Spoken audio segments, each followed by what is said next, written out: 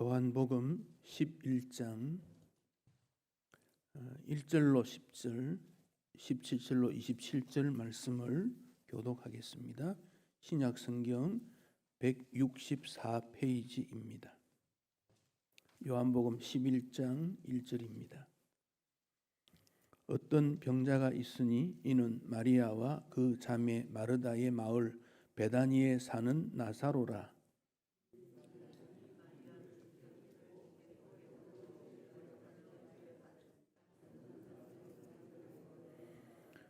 이에 그 누이들이 예수께 사람을 보내어 이르되 주여 보시옵소서, 사랑하시는 자가 병들었나이다 하니,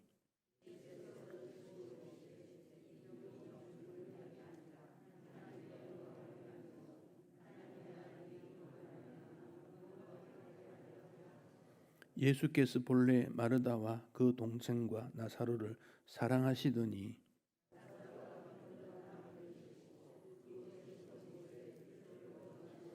그 후에 제자들에게 이르시되 유대로 다시 가자 하시니,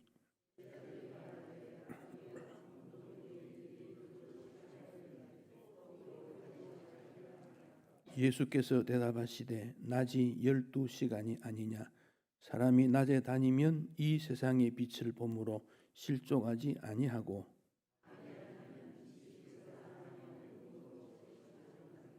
17절입니다. 17절 예수께서 와서 보시니 나사로가 죽음에 있은지 이미 나으리라.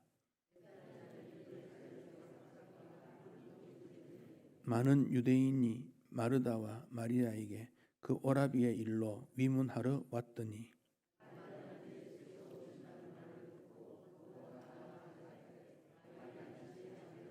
마르다가 예수께 여짜오되 주께서 여기 계셨더라면 내 오라비가 죽지 아니하였겠나이다.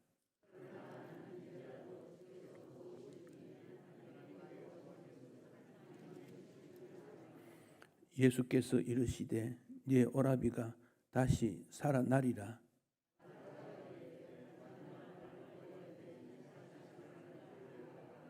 예수께서 이르시되 나는 부활이요 생명이니 나를 믿는 자는 죽어도 살겠고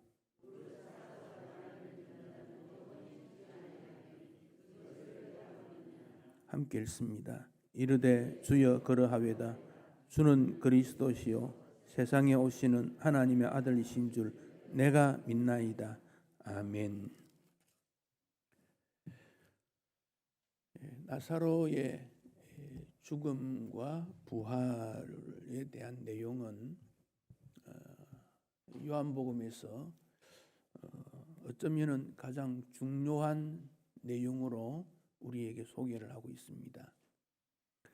요한복음에는 예수님의 이적이 7번 기록이 되어 있습니다. 갈릴리 가나에서 물로 포도주를 만드신 그 사건이 첫 번째 나타나는 일인데, 물로 포도주 만드신 그 일에 대해서도 요한은 첫 번째 이적이고 그 결과로 제자들이 예수님을 믿게 되었고 하나님 아버지께 영광이 되었다, 그렇게 말씀을 했습니다. 그리고 11장의 나사로의 죽음과 부활에 대해서도 이 사건 때문에 많은 유대인들이 예수님을 믿게 되었고 그 일 때문에 대제사장과 바리새인들이 예수님을 죽이려고 모의를 했고 계획을 세웠고 또 그 결과로 예수님께서는 하나님의 때가 되었다는 말씀을 하시고 하나님 앞에 영광이 되었다, 이런 말씀을 하셨습니다. 요한복음에 영광이라는 단어가 많이 나옵니다. 그 단어가 12장부터 이제 본격적으로 쭉 나타납니다. 11장에 조금 나오고 12장부터 나옵니다. 그러면 예수님께서는 이적을 베푸셨거나 말씀을 하시거나 십자가를 지시거나 이 모든 일들이 하나님의 때가 되었고 하나님 앞에 영광이 되었다, 이 사건도 그렇다 하는 걸 말씀하시고, 그 2절에 보면, 오늘 보면 2절에 보면 마리아는 향유를 주께 붓고 머리털로 주의 발을 닦던 자다. 나사로는 그 오라버니였다. 이 나사로가 죽었다가 살아났다는 이것이 그 시대 사회에 쫙 퍼진 거예요. 확 퍼져가지고 어떤 사람은 그게 사실인가? 그래서 베다니에 와서 나사로를 직접 가보는 그런 사람도 있고, 나사로 무덤에 가서 돌이 굴러난 것도 보는 사람도 있고, 그 초대교회 시대에 이 일이 사실인가? 어떻게 사람이 죽었다가 다시 살아날 수 있다는 말이냐? 또 그것을 예수가 그렇게 살렸다고 하는데 그게 사실인가? 이런 내용들이 굉장히 확산되어 있었습니다. 그러니까 신약 성경이 기록되고 또 마태, 마가, 누가, 공관복음이 기록되었지만 나사로에 대한 내용은 요한복음 11장에만 나옵니다. 다른 데는 이 기록이 없습니다. 그렇다면 요한이 그 시대에 이런 혼란한 어떤 내용들을 잘 정리해서 나사로에 살아났다는 배경, 그 결과, 그것이 우리에게 어떤 믿음적 유익을 주는가, 그 내용을 오늘 잘 정리했다, 그렇게 보면 됩니다. 1절에 보면 어떤 병자가 있으니 이는 마리아와 그 자매 마르다의 마을 베다니에 사는 나사로다. 병자가 있다 그랬지요. 여러분, 이 세상에는 병자 없는 세상이 없어요. 다 아파해요. 다 아파합니다. 그리고 2절에 보면 마리아의 그 헌신이 나오고, 3절에 보면 사랑하시는 자가 병들었습니다. 그렇게 예수님에게 사람을 보내 말했지요. 예수님께서 사랑하시는 자도 병에 들 수 있다.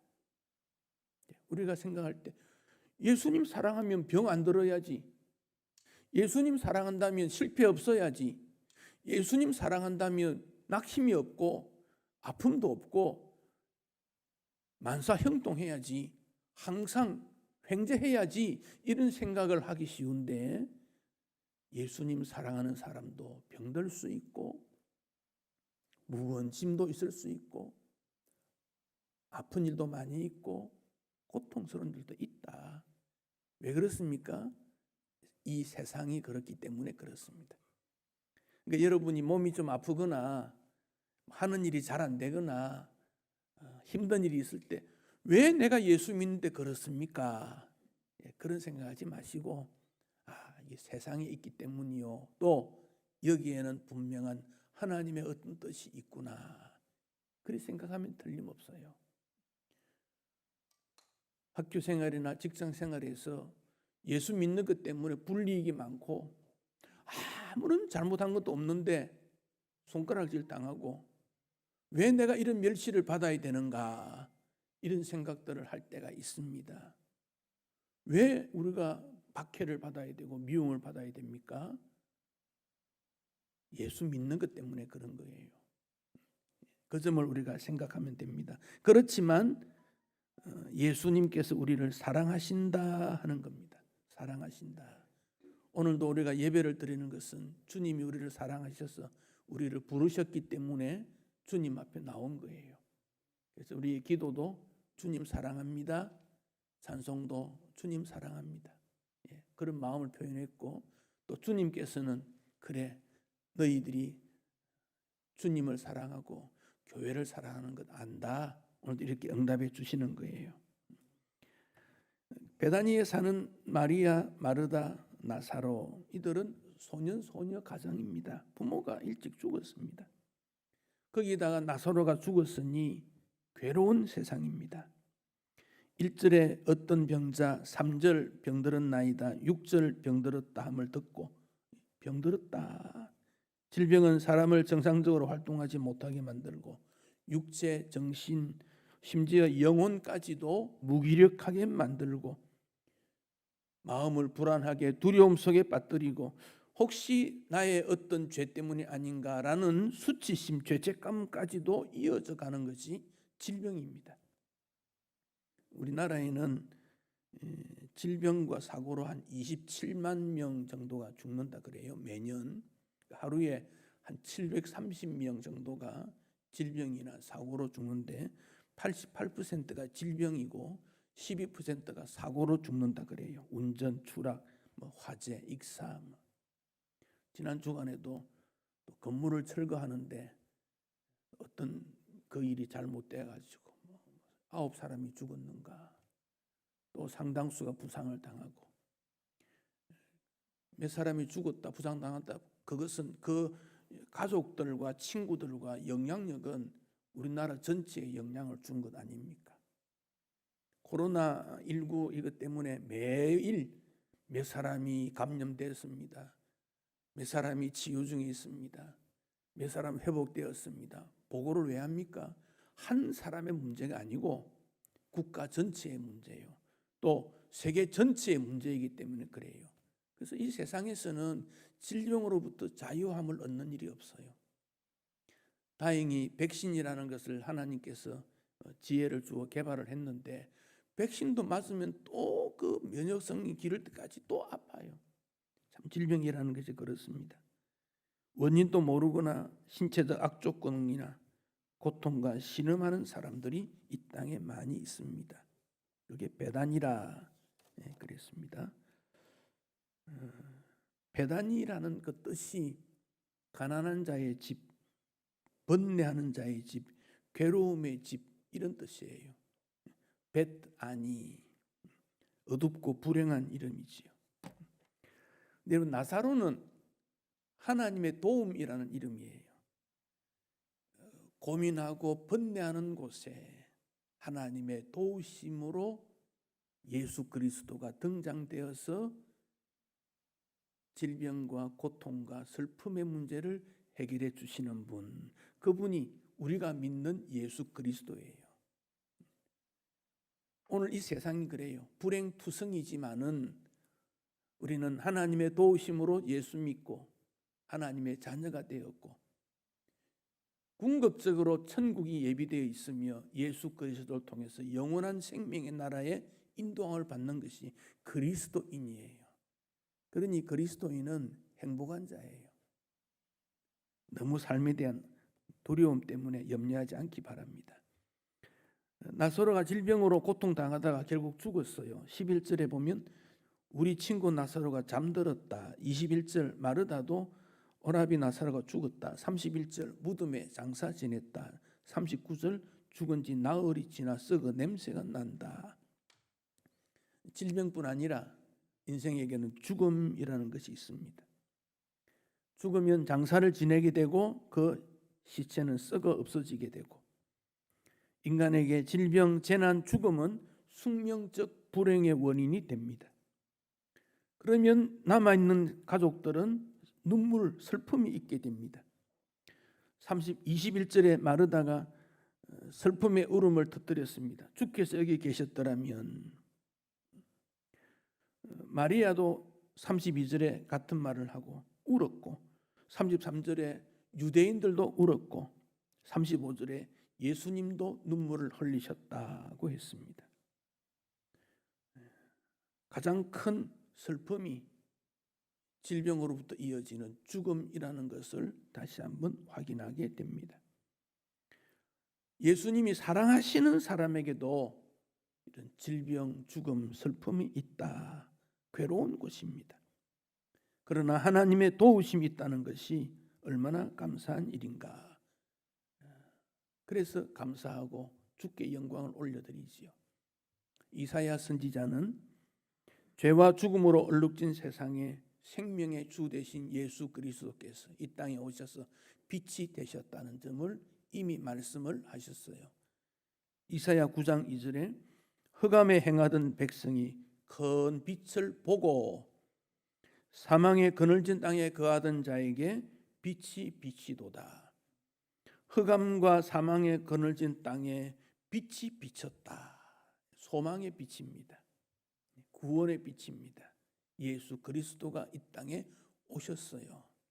그런데 요한복음 1장에서는 사람들은 그 예수를 알아보지 못했다. 참빛 예수 그리스도를 알아보지 못했다. 그러나 그 빛을 영접하는 자에게는 하나님의 자녀가 되는 권세를 주셨다. 여러분은 빛 대신 예수 그리스도를 영접하셨으니 하나님의 자녀임이 분명하고 의심치 말고 하나님 자녀로서 자신감을 가지고 당당하게 사시면 돼요.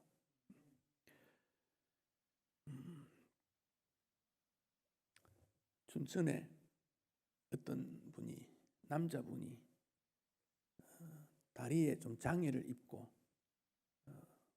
뭘 할까 생각하다가 손은 자유롭게 또 살 수 있으니까 도장 파는 일을 해서 하루하루 살아가는 사람이 있었습니다. 좀 힘들지만 가족들이 있으니까 늘 위로를 받습니다. 그러다가 그 가게가 화재가 나버렸습니다. 몸이 건강치 않으니까 그 몸에 화상을 입어가지고 더 어렵게 되고, 더군다나 손으로 그 도장을 파는 일을 하는데 손이 좀 일그러져 버렸습니다. 상당한 시간이 지나면서 건강이 회복이 되었는데, 그렇지만은 늘 불편하고 나는 왜 이런 인생이 되고 말았는가 탄식이 나오고, 삶에 고통이 있지만은 가족들이 있으니까 사랑하는 가족들이 격려도 하고 그들을 바라보면서 그래도 내가 살아야지 하루하루 살아가는 거예요. 그러다가 어느 날 자기 딸이 중학교 2학년 딸이 학교에서 공부를 열심히 해서 장학금을 받아왔습니다. 요즘은 장학금이 좀 많지만 이전에는 장학금을 많이 주지 않았던 데인데, 그 딸이 아버지가 고생하는 줄 알고 열심히 공부해서 장학금을 가져왔어요. 아버지에게, 아버지 내 장학금 받았어요, 아버지가 쓰세요 했더니 아버지가 그 딸의 손을 붙잡고, 얘야 내가 너를 많이 돕지도 못했는데 너 장학금까지 따오니 얼마나 고마운지 모르겠다. 제대로 공부도 뒷바라지 못했는데 아버지가 눈물 날 만큼 기쁘구나. 그러면서 이 돈은 너가 써라. 옷도 제대로 못 사주고 신도 못 사고 책도 못 사줬는데 너 쓰고 싶은 대로 한번 써봐. 좋습니다. 그 말을 하는 아버지도 참 기쁘지요. 무엇으로 기쁨을 표현하겠습니까? 그 다음 날 그 학교 담임 선생이 전화가 왔습니다. 어제 학교에서 장학금을, 성적 우수 장학금을 줬는데 오늘 딸이 장학금을 가져왔어. 선생님에게 가져왔어. 선생님, 나는 지금 괜찮으니까 나보다 더 어려운 친구에게 주세요라고 장학금을 선생님에게 돌려줬다는 거예요. 여러분, 빛이 무엇입니까? 다 좋고 환하고 넉넉하고 그렇게 해서 빛을 발하는 게 아니고, 어려운 가운데서도, 슬픔 가운데서도, 절망 속에도, 아픔 가운데도 빛이 될 수 있다는 거지요. 사망의 어두운 곳에 예수님이 빛이 되셨다. 이것은 오늘 우리로 하여금 이 시대에 빛이 되라. 베다니의 슬픔과 좌절과 고통과 번뇌와 고민하는 그 삶의 현장에 예수 믿는 우리가 빛이 되어야 된다. 그 점을 또한 우리에게 강조하고 있습니다. 석탄이라는 게 있지요. 석탄, 숯, 그 재료가 탄소라 그러지 않습니까? 그대로 있으면 탄소 성분이 있으면 석탄이나 숯이나 그 정도 끝나겠지만, 땅 속의 깊은 곳에 뜨거운 열과 압력을 통해서 단단하게 굳어지는 것이 다이아몬드라고 하지 않습니까? 다이아몬드. 고난이라는 연단을 통해서 하나님께서 우리를 보석으로 만들어 주시는 거지요. 조개가 바닷속에 모래나 이물질이 있을 때 그 몸의 아픔을 이기기 위해 분비물을 내는데 그것이 모여서 진주라는 보석이 된다고 하지 않습니까? 근데 사람은 좀 잔인해요. 그걸 막 인위적으로 상처를 내서 깊은 바닥에 던져 놓으면 그게 뭐 진주가 돼서 그걸 사람이 갖고 좋다고 자랑하는데, 제가 볼 때는 자랑할 건 아닌 것 같아요. 사람은 그래요. 그렇지만 하나님께서는 우리를 보석 같은 믿음의 인물이 되기 원하신다. 여러분을 하나님께서는 보석이다 그렇게 여기시는 거지요. 주님이 사랑하시는 자, 보석 같은 분임을 기억하셔야 돼요. 어떤 분이 사업을 했습니다. 한 10년 동안 사업을 하는데 그 함께 사업하는 파트너가 굉장히 힘들어하는 거예요. 늘 반대말을 하고 자기 생각에 동의를 해주지 않고 늘 괴로운 거예요. 그렇다고 해서 뭐 이렇게 단절할 수도 없고 한 10년 인내하면서 지내왔더니 좋은 파트너가 된 거예요. 내가 잘 참았지. 그때 잘 참았지. 그런 생각을 합니다. 어느 날 하나님께서 그 사람에게 물어봅니다. 이 사람아, 누가 가장 많이 변했다고 생각하니? 그 친구가 변했니? 너가 변했니? 물어봅니다.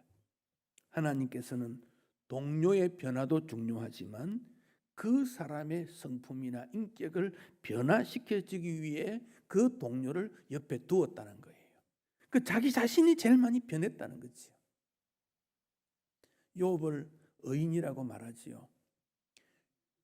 욥이 의인으로 했다는 증거가 무엇입니까?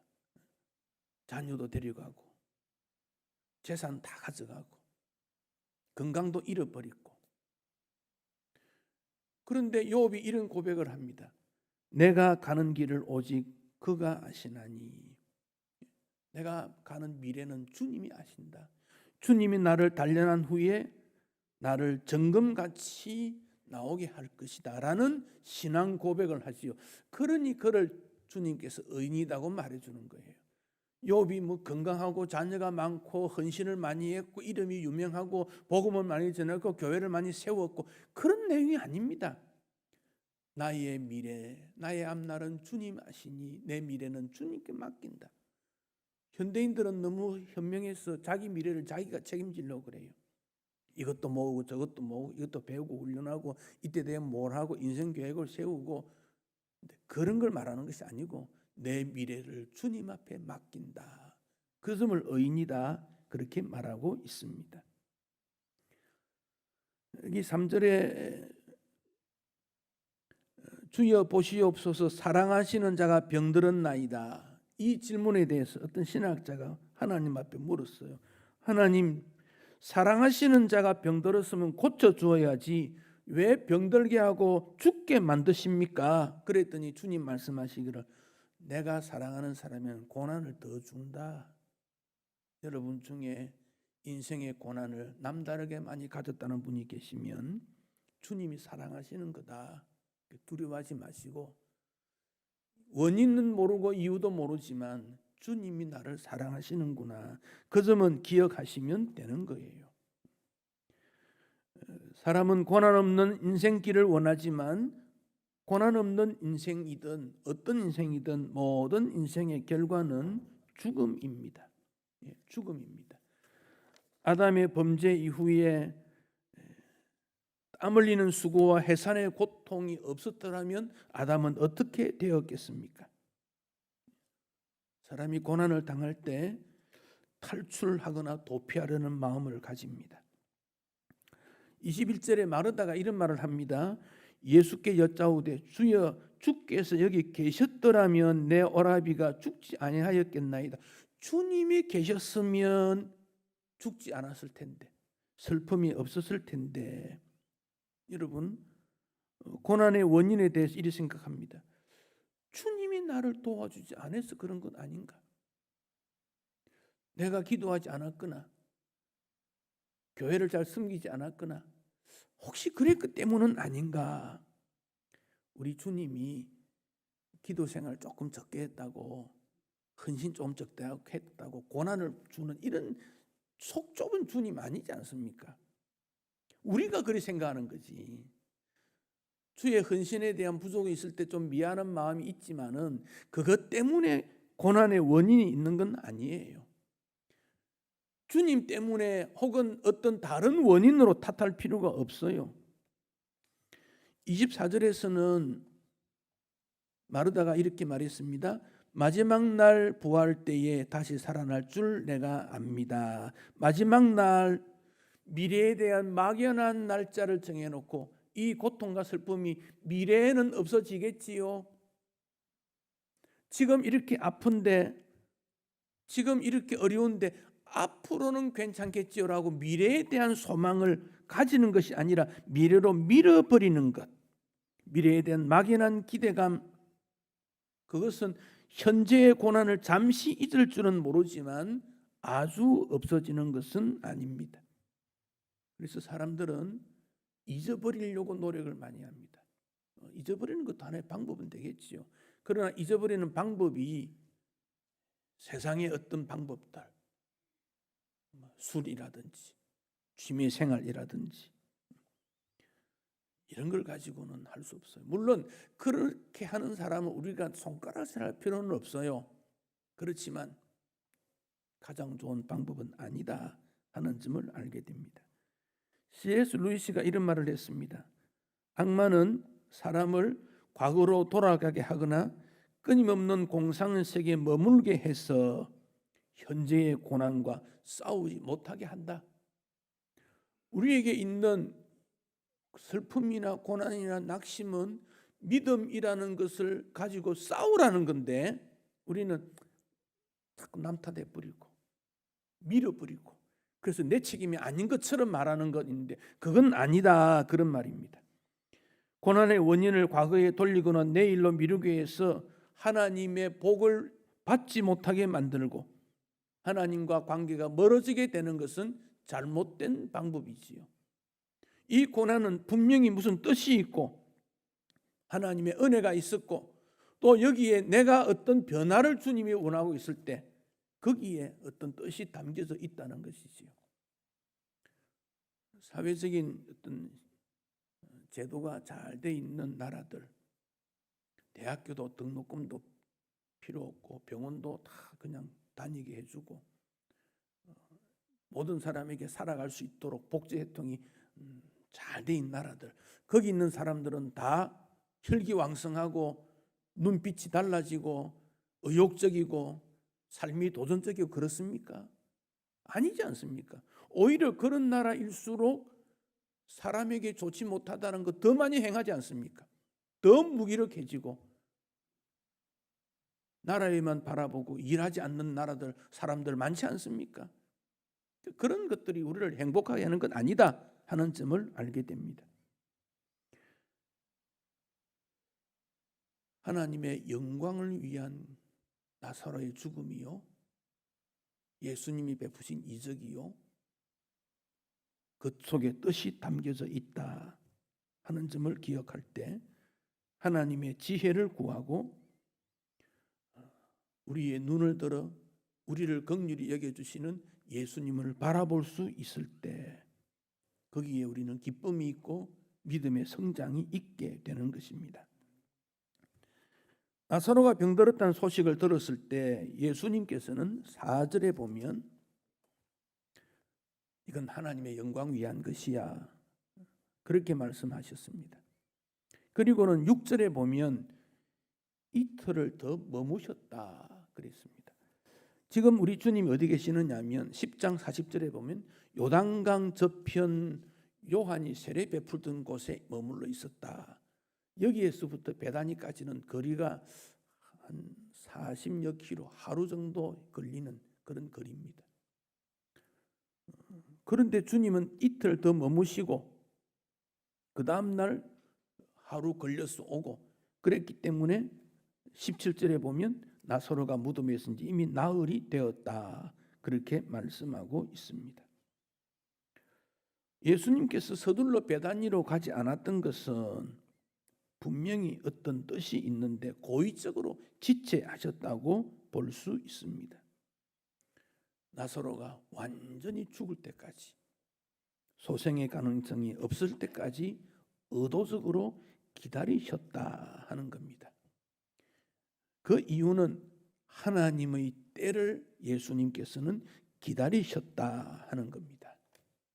그래서 우리에게는 하나님의 때라는 것이 있고 요한은 하나님의 때를 많이 강조하고 있는데 우리는 이 하나님에 대해서 잘 모르고 인내치 못하는 경우들 많이 있는 것을 보게 됩니다. 이틀이 지나니까 예수님께서 7절에 유대로 다시 가자 그럽니다. 다시 가자. 그랬더니 제자들이 아니 조금 전에 유대인들이 돌로 죽이려고 했는데 또 가시렵니까? 유대인들이 왜 돌로 죽이려고 합니까? 이적을 베푸신 예수님께서 아버지와 내가 하나다. 예수님의 신성을 나타내게 됩니다.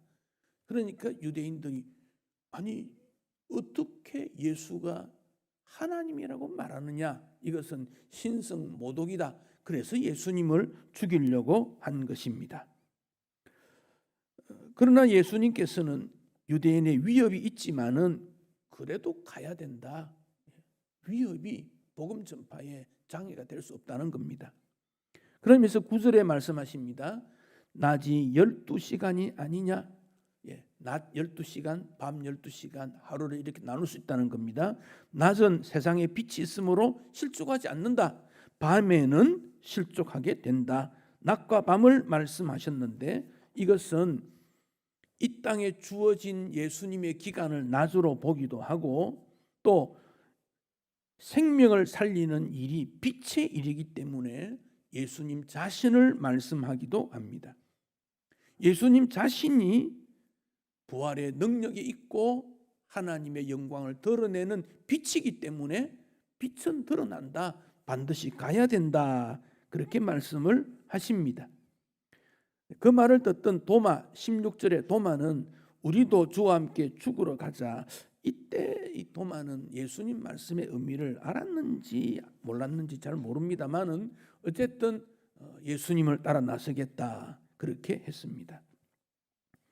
그리하여 예수님께서 베다니로 가셨습니다. 어두움의 세력은 지금도 예수님과 예수님 사랑하는 자를 죽이려고 하지만 우리 예수님은 생명의 주인이시고 생명의 역사를 지금도 지속적으로 하고 있다는 것을 우리는 기억해야 합니다. 도널드 반 하우스라는 목사님이 어느 교회에 부흥회를 인도했습니다. 그 교회는 젊은 부부가 목사님이 젊은 부부였는데 아이를 낳게 됐어요. 그래서 부흥하는 기간에 아이를 낳게 되어서 그 사모 젊은 목사 부부 부인 사모가 병원에 갔는데 의사가 젊은 목사를 부르더니 이 아이에게 다운 증후군이 있다 그래요. 다운 증후군이라는 게 염색체에 뭐 이상이 있어서 정신장애 혹은 치매의 가능성이 빨리 오는 뭐 이런 좋지 않는 질병이라 그래요. 그래서 이 젊은 목사님이 그 말을 듣고 아내에게 말을 못해요. 어떻게 전할까? 마침 부흥회로 반하우스 목사님이 계시니까 좀 상담을 했습니다.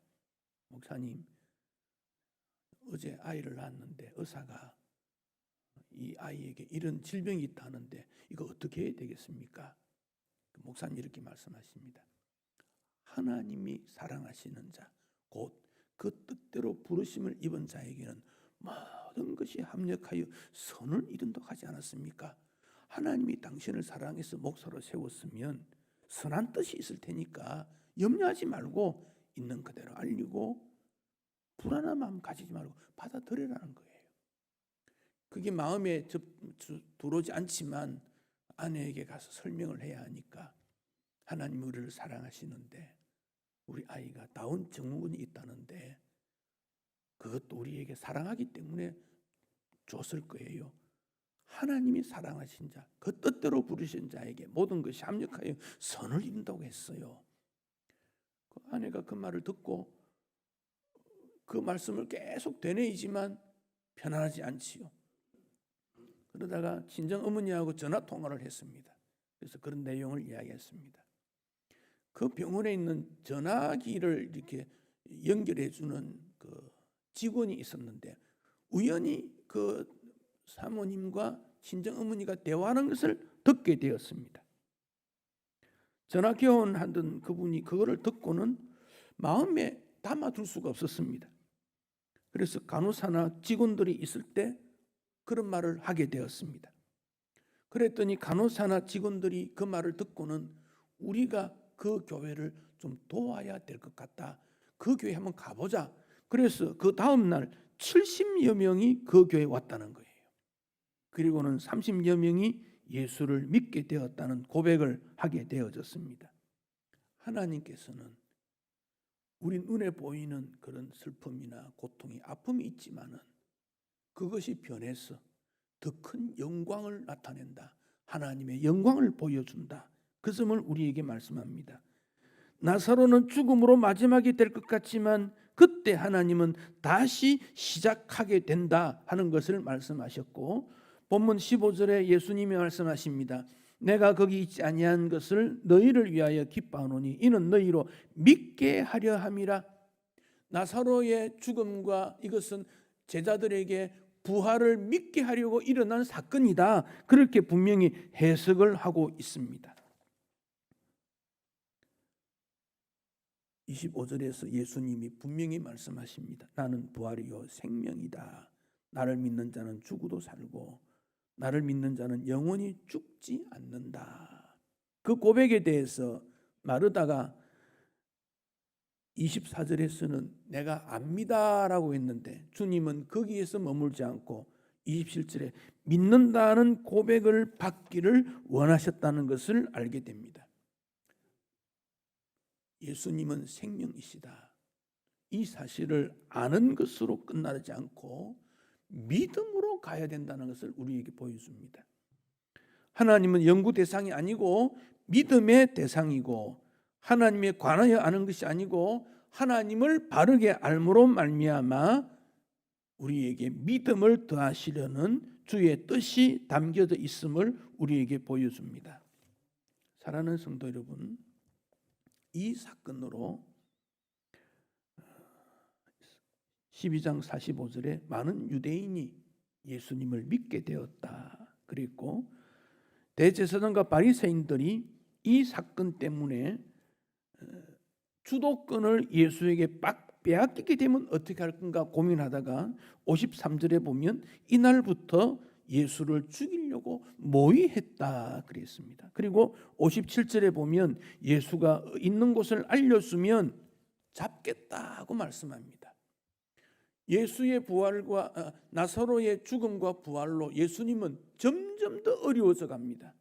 그런데 이 일을 통해서 우리가 알 수 있는 것은 예수님의 십자가가 점점 더 가까이 왔다. 예수님의 십자가를 통해 예수님은 하나님 앞에 영광이 되었다 하는 점입니다. 오늘 우리가 살아가는 이 시대에 슬픔과 좌절이 크게 달할 수 있습니다. 이것은 십자가를 통한 영광의 날이 다가온다는 것을 우리에게 보여줍니다. 한국 교회가 어려울 수 있습니다. 성도가 믿음으로 어려울 수 있습니다.